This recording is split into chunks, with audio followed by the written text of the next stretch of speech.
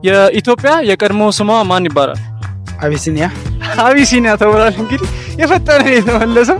እሺ ለአንተ ደግሞ የሚሆነው ቀጣዩ ጥያቄ የሚበረር አጥቢ እንስሳ ስም ትነግረኛለህ ማለት ነው። የሚበረር አጥቢ እንስሳ የሌሊት ወፍ። በትክክል ተመልሷል። ዛሬ እንግዲህ አልቻልንም ሰዎቹ። እሺ በመቀጠል ደግሞ አንድ አዋቂ ሰው አጥንት ብዛት ስንት ነው?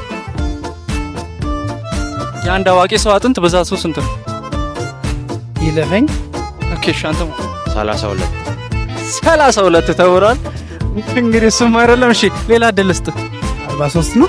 43ም አይደለም። እሺ አንተ በቃ 28 ይሰላል።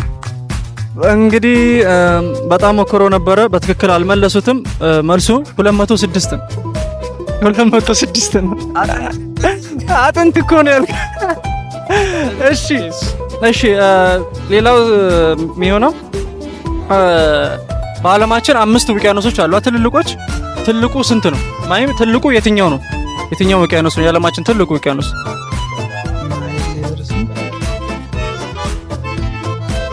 ይለፈኝ። እሺ የዓለማችን ትልቁ ውቅያኖስ የትኛው ነው? አንተ ልጠይቅ።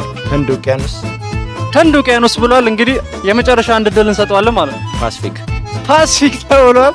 የፈጠነ ማለት ነው። ተመልሷል። እንግዲህ እሺ አንድ የቦነስ ጥያቄ ያላችሁ ይሄንን የመለሰ ሰው እንግዲህ ካርድ ይሸልማል ማለት ነው። ቀዩ ፕላኔት በመባል የሚታወቀው ፕላኔት የትኛው ፕላኔት? ቀዩ ፕላኔት እሱ ይለፈኝ። እሺ አንተ ሞክርልኝ። ታውቀው የቦነስ ሽልማት አለ። አይ አላውቀውም። እሺ አሞክርም። ቀዩ ፕላኔት በመባል የሚታወቅ አንድ ፕላኔት አለ። ከመለስ ሽልማት ሸልማለሁ ማለት ነው።